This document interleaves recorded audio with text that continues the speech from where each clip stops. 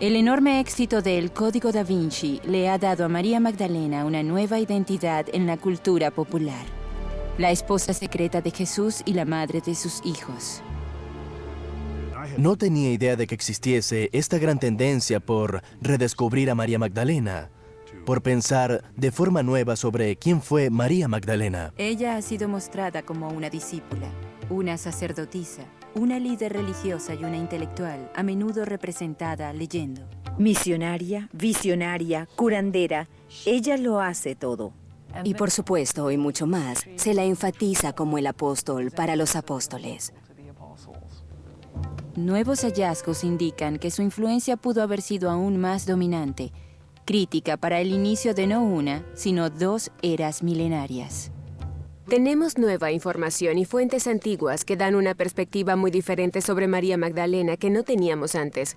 Ese tipo de cosas nos llevan a considerar a María Magdalena como una figura extremadamente importante en la temprana cristiandad. Las perspectivas sobre María Magdalena que se habían perdido han sido redescubiertas, elevando su importancia para la cultura occidental. Pero la pregunta permanece: ¿quién fue la verdadera María Magdalena?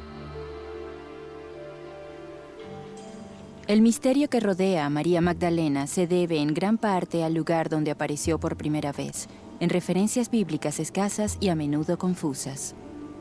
Cada hecho aparente que conocemos sobre María Magdalena está contenido en el Nuevo Testamento, el cual la menciona más veces que a ninguna otra mujer. Por ejemplo, encontramos en el Evangelio de Juan que el tratamiento más extenso sobre María Magdalena se encuentra en el capítulo 20, solo después de la resurrección de Jesús. Así que naturalmente hay mucha curiosidad sobre la procedencia de esta María. Siendo un predicador radical que acogió a los execrados de la sociedad, Jesús tuvo muchas seguidoras femeninas. Les enseñó las Escrituras, algo usualmente reservado para los hombres. En los evangelios de Mateo y Marcos, varias de las seguidoras de Jesús son llamadas María. Parece haber muchas Marías mencionadas en los evangelios, y de hecho existe la tendencia de combinarlas todas para pretender que todas estas Marías diferentes son un mismo personaje. Hay muchas mujeres llamadas María en los evangelios, porque hasta donde sabemos María es el nombre más común para las mujeres del siglo I, pues la esposa de Herodes el Grande era Mariam. Así que en honor de la esposa de Herodes el Grande, muchas mujeres del siglo I tomaron ese nombre.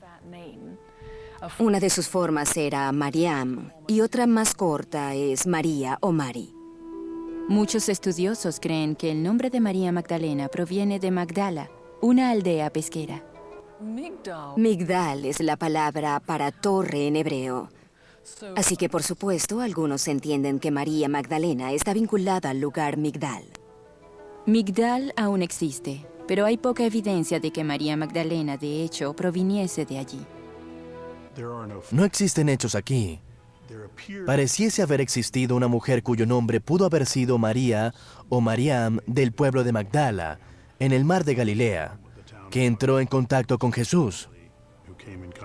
Y al parecer trabajaron juntos en los años siguientes que se describen en los relatos tradicionales de los evangelios. ¿Cómo pudo esta mujer, supuestamente de una próspera aldea pesquera, convertirse en la pecadora más notoria de la Biblia? A pesar de su reputación de varios siglos como mujerzuela, no hay nada en la Biblia que diga que María Magdalena era una prostituta.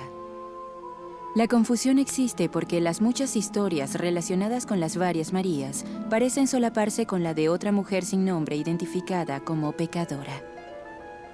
María Magdalena comenzó a ser convertida en una prostituta arrepentida desde un periodo muy temprano en cristiandad. Tenemos a todos esos primeros padres cristianos tratando de aclarar quiénes eran esas Marías.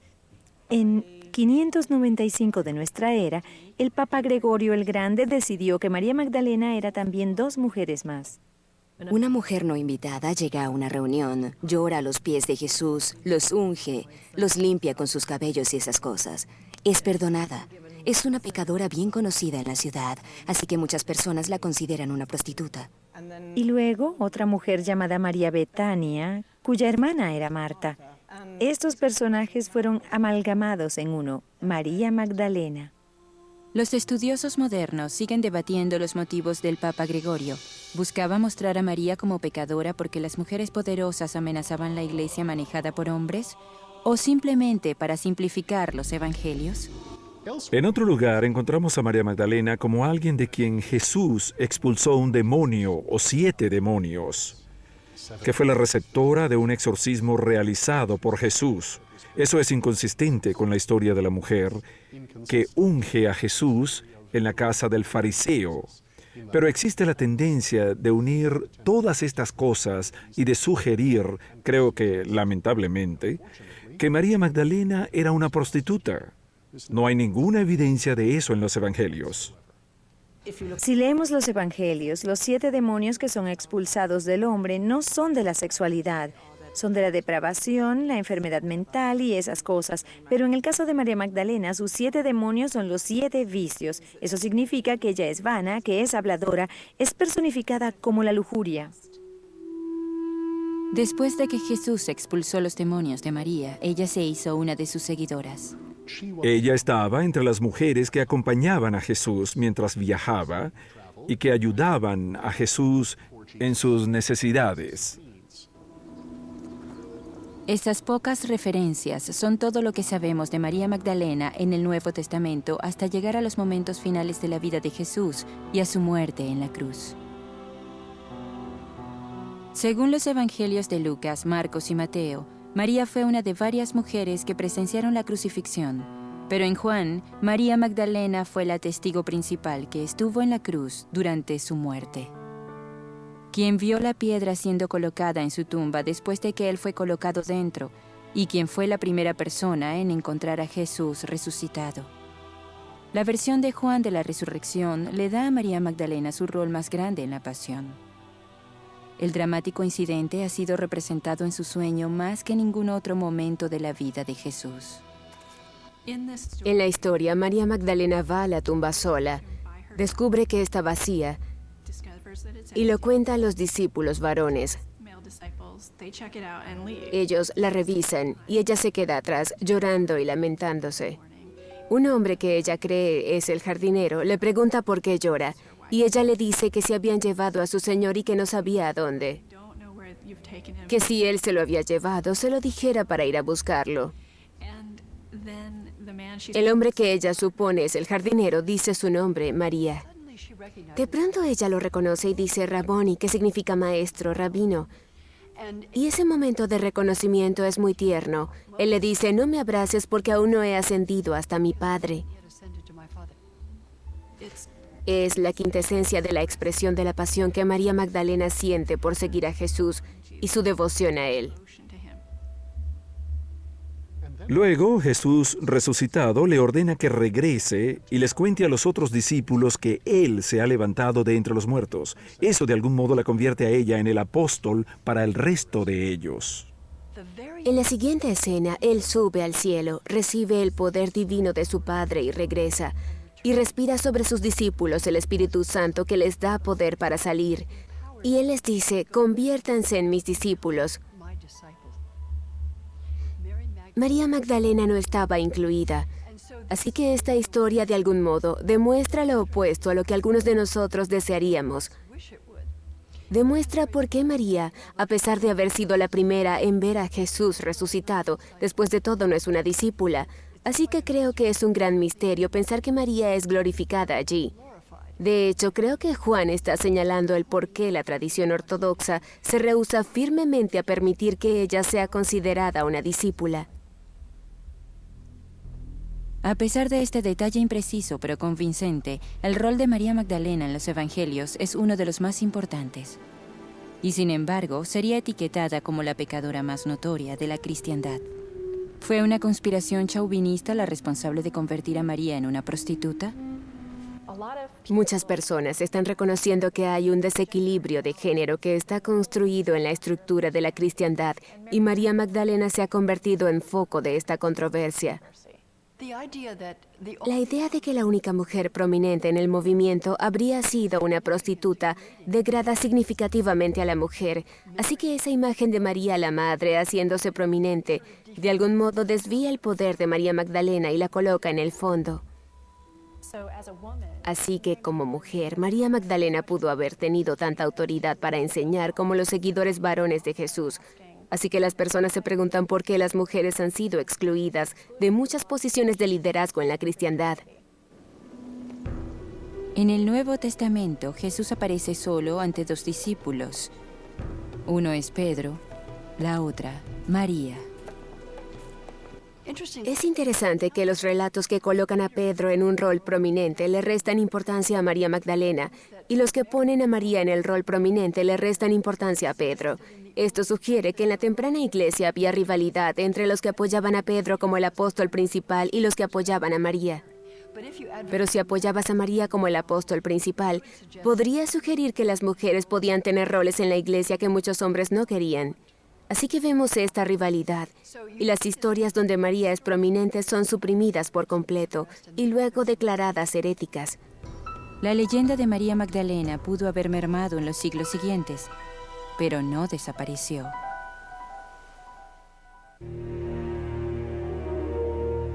En el siglo XI, el alba de un nuevo milenio, la adoración y veneración de María Magdalena comenzó a florecer en Europa occidental. Se hizo particularmente adorada en el sur de Francia, donde se desarrolló un culto entre los cristianos que nunca aceptaron su identidad como una prostituta.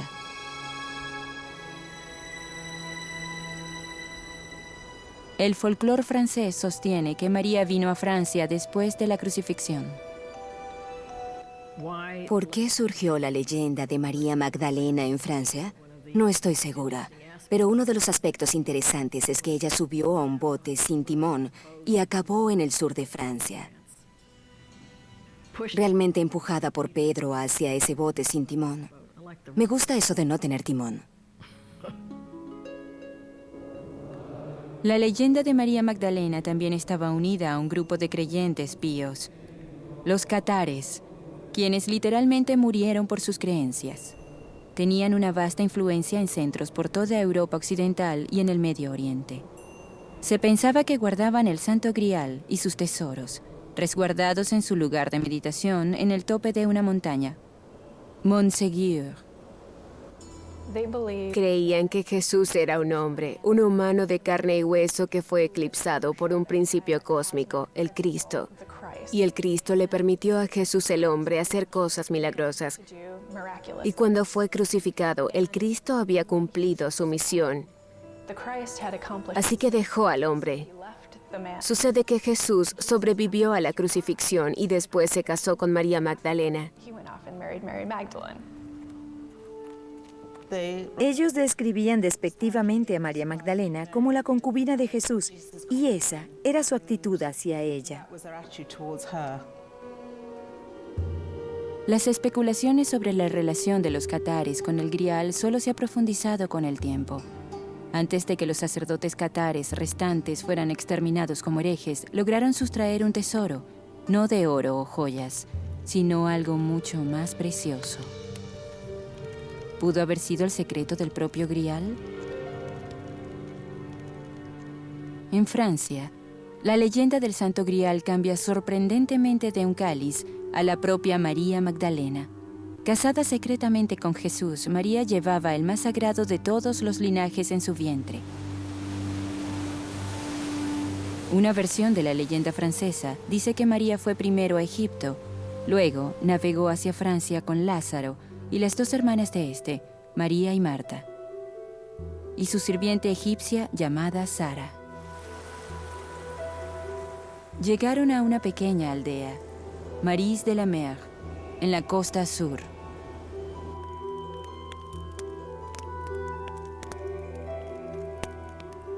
Muchos tenían a Sara como la hija secreta de María y Jesús. Su edad, 12 años, habría coincidido con María dando a luz después de la muerte de Jesús, y explicaría el traer a la niña escondida a Francia disfrazada como una sirvienta.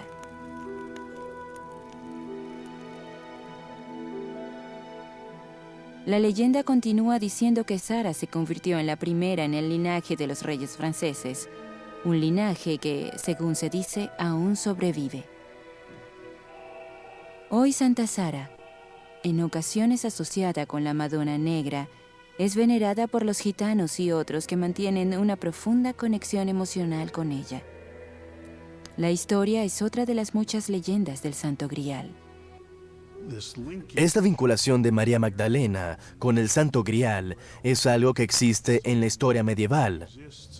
Existe en la literatura histórica romántica de los siglos XVIII y XIX.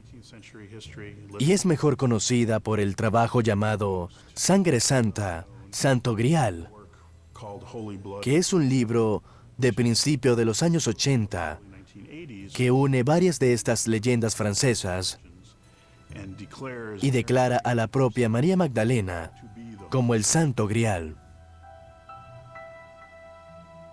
Esta es la historia que encontró Dan Brown y que reinterpretó y unió a la textura de El Código da Vinci. No existen referencias al Santo Grial en la literatura bíblica. Es una invención medieval.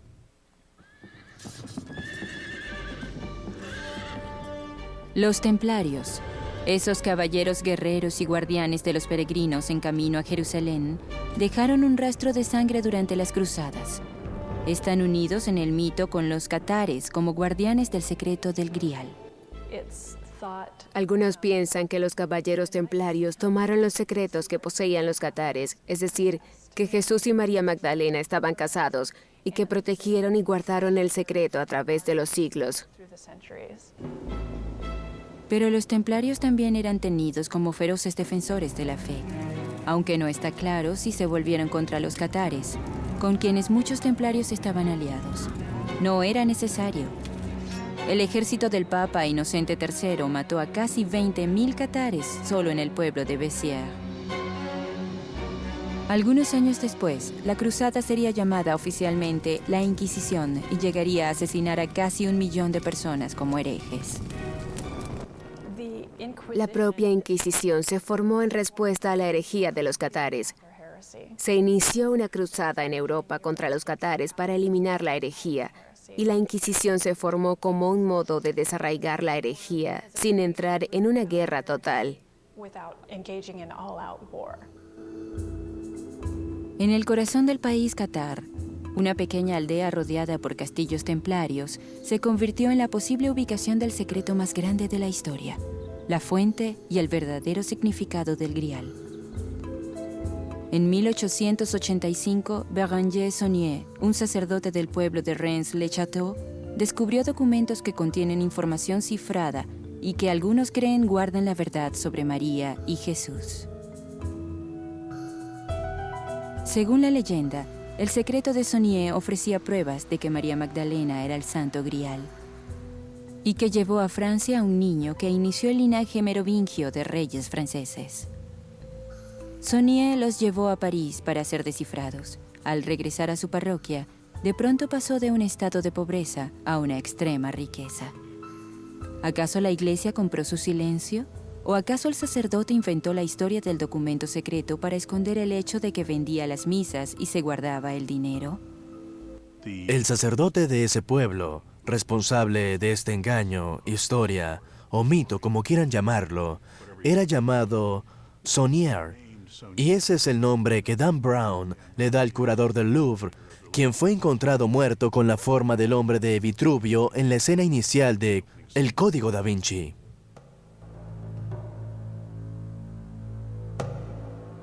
Otra batalla sobre María Magdalena comenzó en el siglo XIII, entre dos iglesias que aseguraban guardar las reliquias de la santa patrona de Francia, Vézelay y Saint-Maximin à la Sainte-Baume.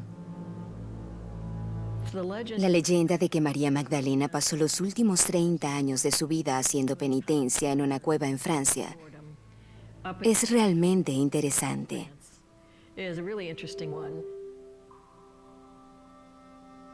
Ella vive aquí en penitencia y no come durante 30 años. Es alimentada por ángeles.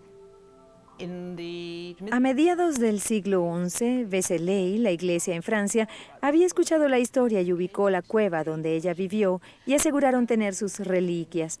La historia se esparció y las personas venían de todas partes, incluso del norte de Inglaterra, para ser curados por María Magdalena, porque allí ocurrían milagros, y a arrepentirse ante su tumba. Vézelay se convirtió en uno de los templos más sagrados de la cristiandad, pero en el siglo XIII Vézelay fue repentinamente eclipsada cuando monjes en el sur de Francia descubrieron los verdaderos restos de Magdalena en la iglesia de Saint-Maximin en Provenza. La iglesia fundada por el apóstol que, según la leyenda, había viajado a Francia con María y le había dado la extrema unción. Vézelay se vanagloriaba de tener las reliquias de María Magdalena y de pronto, de la nada, escucharon que los monjes de Saint-Maximin aseguraban ahora que Vézelay había cometido un error. La afirmación de que Vézelay tenía el cuerpo equivocado, las reliquias de un santo menor, les permitió a los monjes de Saint-Maximin insistir en que los huesos de María Magdalena aún estaban en el sur de Francia. Así que los fieles se fueron al sur, a Provenza. Vézelay nunca recobraría su prestigio inicial. Aunque muchas de las reliquias de Saint-Maximin se perdieron durante la Revolución Francesa, la iglesia aún muestra su cráneo, guardado en cristal y oro. En esa iglesia hay una rejilla de oro. Y detrás de ella hay algo parecido a un casco espacial. Dentro del casco espacial hay un cráneo muy feo. El día de la festividad, estos sujetos se suben a la plataforma y remueven el casco, al menos la parte frontal de él, y luego sacan el cráneo a las calles. En el cráneo hay algo que parece un trozo de fieltro, y según la leyenda, es el lugar donde Jesús dijo, "No me toques", y dejó una pequeña impresión en su cráneo. Es algo realmente grotesco. La gruta de Saint-Baume, donde María pasó los últimos 33 años de su vida en callada contemplación, pudo haber sido también un sitio de adoración pagana, un lugar dedicado a una diosa de la fertilidad, olvidada hace mucho. El bosque ahí es muy interesante porque mientras subes, sientes que debe ser muy frío y mientras más te internas en ese bosque, más caliente se hace. Luego, cuando llegas a los últimos 150 metros de cuesta, llegas a una gruta y la gruta es fría. Cuando entras a esa gruta es húmeda, excepto por un área en lo profundo de la gruta que incluso los geólogos no pueden explicar que esté seca. Ese es el lugar donde se supone que la Magdalena pasó sus últimos 33 años y se convirtió en un lugar para que las mujeres fuesen, para las personas que necesitaban ser curadas. La identidad de María Magdalena como la heroína de la Europa medieval mermó con el tiempo por la insistencia de la Iglesia en su rol como pecadora arrepentida. Luego, un descubrimiento del siglo XX la lanzó a la palestra de nuevo, cambiando todas las ideas sobre quién y qué fue ella. ¿Acaso el secreto perdido por siglos estaba por crear una nueva identidad para la Magdalena?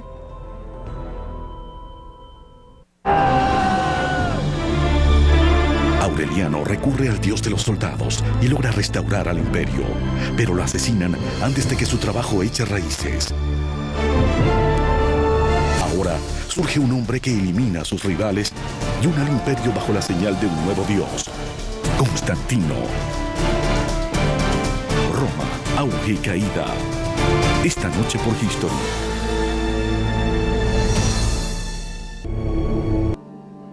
Escondido bajo la superficie del rico suelo del Valle del Nilo, un tesoro enterrado por casi 2000 años fue repentina e inesperadamente revelado. En 1945, un granjero en Egipto, excavando por fertilizantes en un risco, descubrió un enorme jarrón de casi 2 metros. En él había 13 antiguos códices de papiro forrados en cuero, los que ahora conocemos como los Evangelios gnósticos. Resultaron ser uno de los hallazgos bíblicos más importantes del siglo. Escritos en copto o egipcio antiguo, Los tempranos documentos cristianos contenían 49 tratados de la secta gnóstica. En estos libros había muchos otros evangelios que nunca fueron parte del Nuevo Testamento, muchos de los cuales no conocíamos. Sabíamos que en el mundo antiguo hubo muchos evangelios, pero fueron enterrados, destruidos, quemados por líderes de la iglesia, que los consideraban el tipo de herejía más abominable. Así que nunca supimos lo que decían los herejes, solo sabíamos que eran terribles y ahora los escuchamos decir sus propias palabras. El texto reveló nuevas informaciones asombrosas sobre la lucha entre las creencias que surgieron después de la muerte de Jesús. El tema esencial del gnosticismo es que la divinidad no es una fuerza externa, como la encarnada por Jesús, sino una capacidad interna inherente disponible para todos los seres humanos. Estos evangelios tienen una especie de mensaje diferente, pues los evangelios escogidos para ser parte del Nuevo Testamento entre los siglos II y IV básicamente tienen un mensaje similar. Dicen, cree en Jesús y serás salvado. Estos otros textos, como el Evangelio de María Magdalena, dicen que lo divino debes encontrarlo dentro de ti, porque fuimos creados a la imagen de Dios y por lo tanto hay continuidad entre lo divino y lo humano. Lo que encontramos en estos otros textos son muchos puntos de vista distintos y eso es lo que no le gustó a algunos padres de la iglesia. Ireneo, el obispo que odiaba a los herejes, dijo, fuera de la iglesia no hay salvación. Todos deben creer y es a través de la iglesia como pueden ser salvados. Afuera están perdidos. Hasta el descubrimiento de los textos gnósticos, mucho de lo que se sabía del gnosticismo provino de los escritos de los primeros padres de la iglesia, quienes lo condenaron vehementemente. Tertuliano, uno de los líderes de la iglesia, dijo, las personas siempre hacen preguntas. Son las preguntas las que hacen a las personas herejes. Las preguntas son las que impulsan toda la exploración que se encuentra en esos textos heréticos. Uno de los textos, el Pistis Sophia, que los estudiosos datan en el 250 o 300 de nuestra era, da nuevas luces sobre cómo otras ideas sobre el ministerio de Jesús lucharon por ser oídas durante el esfuerzo de crear una doctrina oficial de las tradiciones cristianas. El texto presenta una notable discusión entre la Magdalena y el apóstol Pedro. Pedro se queja ante Jesús de que María habla todo el tiempo, que debería quedarse callada sin decir nada. Y en ese texto, Jesús la alienta a hablar. Pueden ver por qué esto no es parte de la tradición católica. Otro importante texto gnóstico es el Evangelio de María. Los pocos fragmentos del texto que existen indican que los gnósticos tenían a María en gran estima como visionaria, apóstol y líder. En un pasaje significativo, María les revela a otros apóstoles que Jesús había compartido enseñanzas secretas con ella. De hecho, encontramos en el Evangelio de María que es ella quien recibe enseñanzas de Jesús que no son reveladas a nadie más, ni siquiera a Pedro o a sus discípulos especiales. Si leemos el Evangelio de Lucas, Pedro es el líder, Pedro es el vocero, Pedro está a cargo.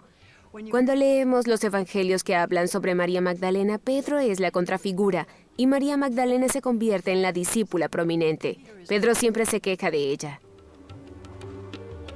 Los textos gnósticos transforman a María Magdalena en la figura central de la temprana cristiandad, con una autoridad sin paralelo entre los demás discípulos. Esta versión es notablemente diferente al canon aceptado. En los evangelios del Nuevo Testamento, como el de Lucas, por ejemplo, este habla de los discípulos y las mujeres. Y los discípulos no son las mujeres ni las mujeres, los discípulos. Pero en algunos de los evangelios secretos que se han hallado, las mujeres están entre los discípulos. Y entre ese grupo, María Magdalena es la más prominente. El último papa dijo, no puede haber mujeres sacerdotes porque nuestro Señor fue hombre y solo escogió discípulos hombres. Pero si tomamos en cuenta el Evangelio de María, esa afirmación no puede hacerse. Los textos gnósticos representan solo una de las posibles revisiones de la historia de María Magdalena. Nos hace preguntarnos cuántas otras versiones de la historia de la Magdalena pudieron haber existido. En el Mediterráneo oriental, en ese periodo hace 2000 años, existía un crisol de ideas filosóficas e intelectuales. Hay personas que trabajan en la noción de que tal vez María Magdala no venía de Magdala, en el mar de Galilea, sino de un lugar llamado Magdala, en Etiopía. y que tal vez era una mujer negra o de piel oscura que llegó a Alejandría, que entonces era la encrucijada del mundo, y de allí pasó a Jerusalén, y se unió a Jesús, quien era un extranjero como ella, y juntos iniciaron este movimiento para crear un orden revolucionario. Incluso en el descubrimiento en el siglo XX de los radicales textos gnósticos, apenas genera ondas fuera de los círculos académicos. Se requería una obra de ficción de gran éxito para catapultar a María Magdalena de vuelta a la palestra. La relación entre Jesús y María Magdalena ha sido muy debatida desde los primeros días de la cristiandad. Este tema provocativo nuevamente ha iniciado una tormenta de discusiones. En el Código da Vinci, Dan Brown hace una afirmación extraordinaria que invierte lo que sabemos de los textos fuera del canon. Convierte textos como el Evangelio de María y el Evangelio de Felipe en documentos históricos. ¿Por qué? Porque mantienen evidencias de un matrimonio entre Jesús y María Magdalena. Eso pone de cabeza cada pieza del trabajo académico que hemos realizado en los últimos 2000 años. El Evangelio de Felipe, un texto gnóstico, describe el amor entre Jesús y María que pudo haber sido sexual. La mayoría de los líderes judíos, casi todos 98-99%, eran casados y tenían hijos, seguían el mandato bíblico de crecer y multiplicarse. Era una convención aceptada. Si eras un hombre de 32 años, como se describe a Jesús en los evangelios aceptados, el ser casado y tener hijos. Así que muchos estudiosos observan la evidencia cultural de que si Jesús era un ser humano real y si provenía de la cultura judía, casi con certeza habría estado casado. ¿Y con quién se habría casado más que con esta María Magdala, que se menciona 12 veces por su nombre en los evangelios aceptados, que está en todos los lugares importantes en la historia de Jesús? Creo que la razón del interés por hacer de María Magdalena la señora de Jesús o su amante, en parte tiene que ver más con Jesús que con María Magdalena. Es decir, si va a ser un sujeto real, debe tener una mujer, ¿cierto? Y es otro modo de usar a una mujer para pensar en un hombre. ¿Qué tan posible es que María Magdalena compartiese una relación más profunda con Jesús, como sugiere el Nuevo Testamento? La escena de la unción, que a menudo muestra a María sosteniendo un jarro de alabastro, podría contener importantes pistas simbólicas. La idea de que una mujer toque los pies de un hombre es una especie de gesto erótico o semierótico, limpiándolos con su cabello. Es una escena muy sexy. Por lo tanto, asumen que esto indica que esa mujer, a quien erróneamente identifican con María Magdalena, está casada con Jesús. Algunas personas ven el ritual de la unción que está presente en los 4 evangelios como una reminiscencia de los rituales de hieros gamos que tuvieron lugar en la región de Mesopotamia. Hieros gamos es un matrimonio sagrado que encontramos en muchas religiones paganas, donde la idea es que existen un rey y una reina celestiales en el mundo divino, y eso se refleja en el mundo inferior. Y el sexo entre un hombre y una mujer podría reflejar el sexo en el reino celestial. Los antiguos creían poder obtener una profunda experiencia religiosa a través de hieros gamos, una unión sexual a menudo realizada entre el Señor y una mujer de la comunidad.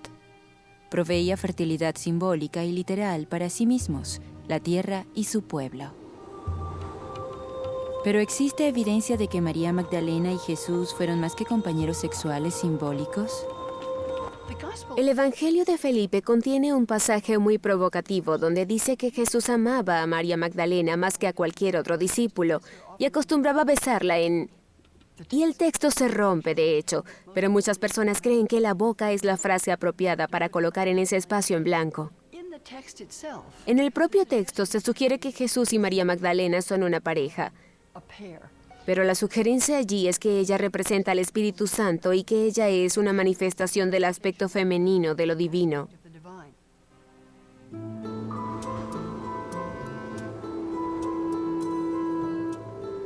Muchos dentro de la religión tradicional invocan el rol de la Magdalena como apóstol de los apóstoles, como un argumento a favor del sacerdocio femenino, mientras que otros ven su relación con Jesús como una conexión más profunda con un pasado pagano.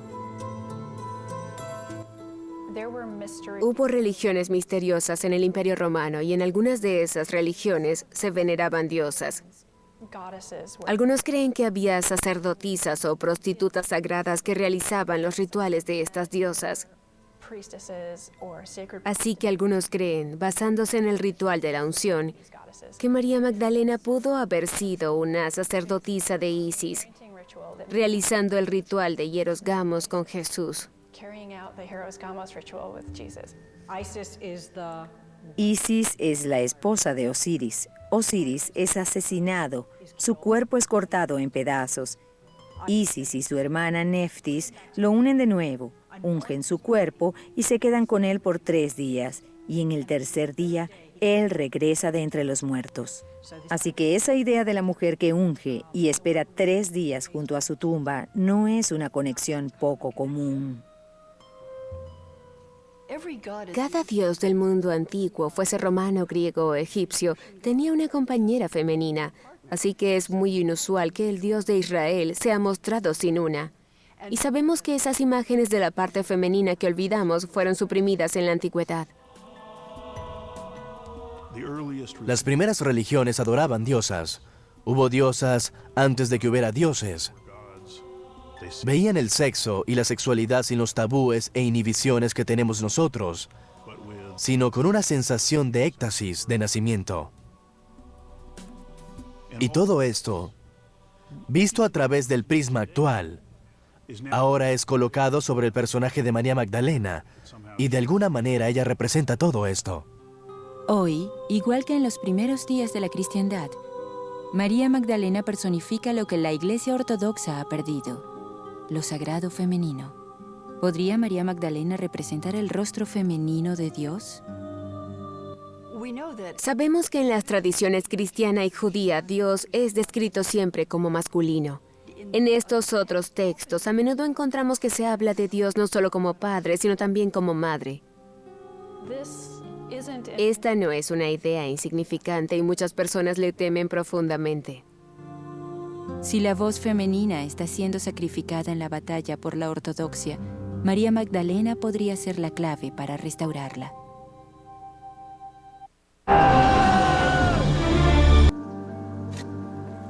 El descubrimiento de los evangelios gnósticos y la sorprendente imagen de María Magdalena como una líder poderosa entre los apóstoles ha tenido un impacto importante en las mujeres de la cristiandad tradicional.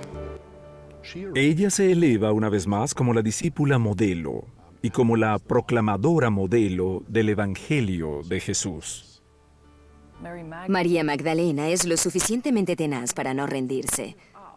Cuando todos los otros discípulos se habían ido, ella no. ¿Acaso no personifica eso la tradición de devoción absoluta más allá de la tumba? Creo que eso es parte del interés en la figura de María Magdalena, en términos de la devoción más allá de lo racional. La Iglesia finalmente accedió a representar a María Magdalena bajo una luz diferente. En 1969, el Vaticano rectificó el concepto errado que el Papa Gregorio tenía de ella como pecadora y comenzó a referirse a ella como una discípula de Cristo. Ellos piensan que ese rol que tiene María Magdalena como apóstol de los apóstoles, como la primera en experimentar la presencia de Jesús resucitado, es ciertamente relevante para nuestra época.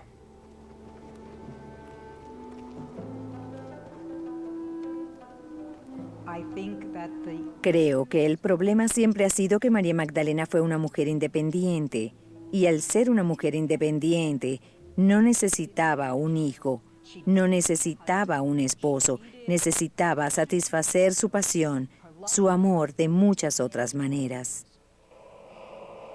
Parte de la resistencia de la religión tradicional podría provenir del hecho de que la imagen de María como una prostituta redimida ha sido beneficiosa por siglos para incontables mujeres.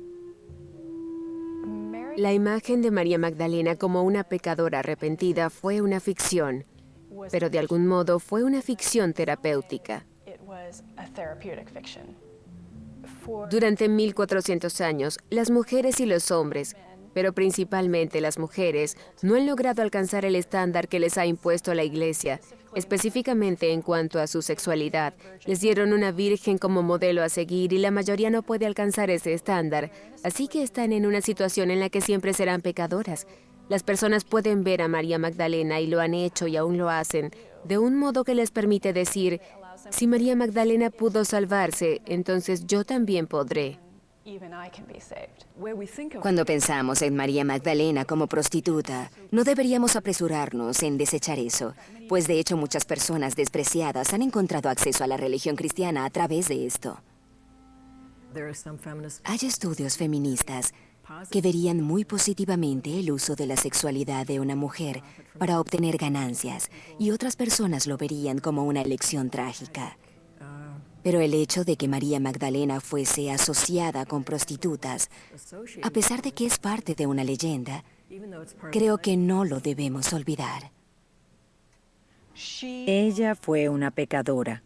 Ella fue como todos nosotros. Podemos llegar a ella de un modo que no podemos hacer con la prístina y virginal María de Nazaret. Podemos llegar a ella de un modo en que no podemos llegar a San Pedro o San Pablo, incluso de un modo en que no podemos llegar a Jesús de Nazaret desde una posición de fe. Pero aquí está una mujer que nos entiende. Ella es alguien que ve, oye, siente, toca y huele todo lo que nosotros. No necesitamos ningún otro santo que haga eso. El rol impuesto a María Magdalena a través del tiempo ha variado más que ninguna otra figura bíblica. El rol que tiene ahora podría ser el más grande. Ella es un modelo para el apostolado, el liderazgo, el valor, la fidelidad y el poder femeninos.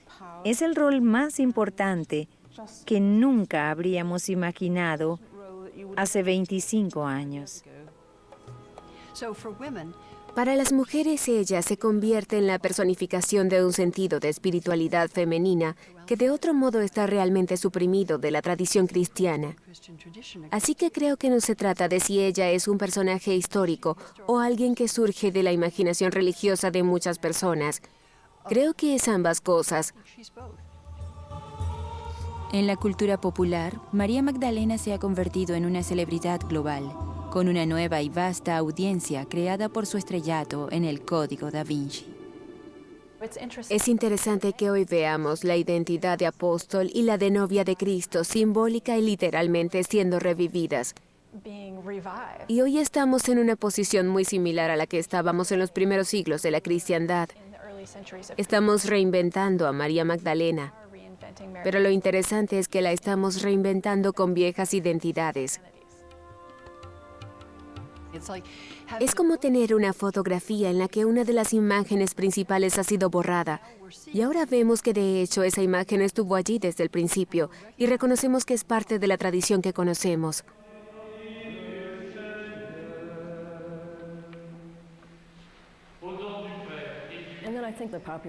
También creo que la imaginación popular está muy insatisfecha con el hecho de que la religión y la sexualidad, en términos cristianos, no han tenido una buena sociedad. Necesitamos ideas nuevas sobre eso.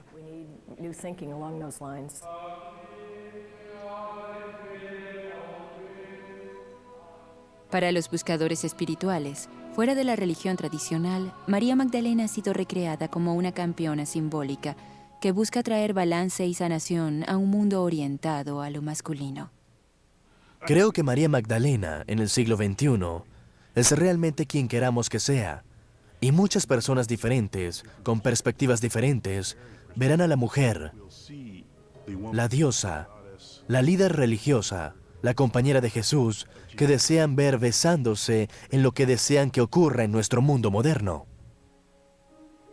Creo que puedes considerar a María Magdalena como una santa, como reformista, no siendo una prostituta, como apóstol de los apóstoles, y aún así verías pocas implicaciones en los roles de la mujer en las prácticas religiosas contemporáneas o en los movimientos sociales más amplios.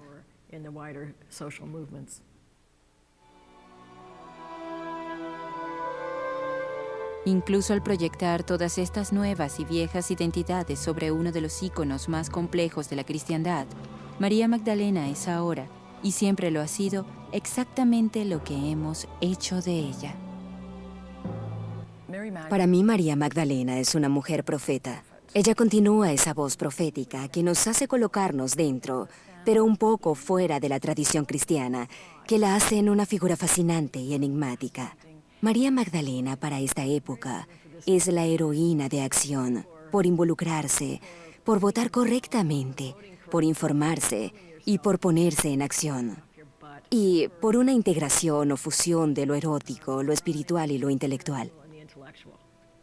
Para mí, María Magdalena no es una diosa y no es una figura de una santidad tan profunda que la haga inalcanzable. Es más como una hermana. Tuvo buenos momentos y malos momentos y encontró lo que buscaba. Esa es mi María Magdalena. Mi imagen de María Magdalena es de fuerza, valor, fidelidad, pasión.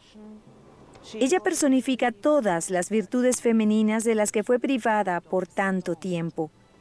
Es la personificación de la verdadera humanidad femenina. Bien sea que veamos a María Magdalena como una pecadora, la seguidora más amada por Jesús, o una líder de la temprana iglesia cristiana, ella siempre ha sido lo que las personas han querido y han necesitado que sea.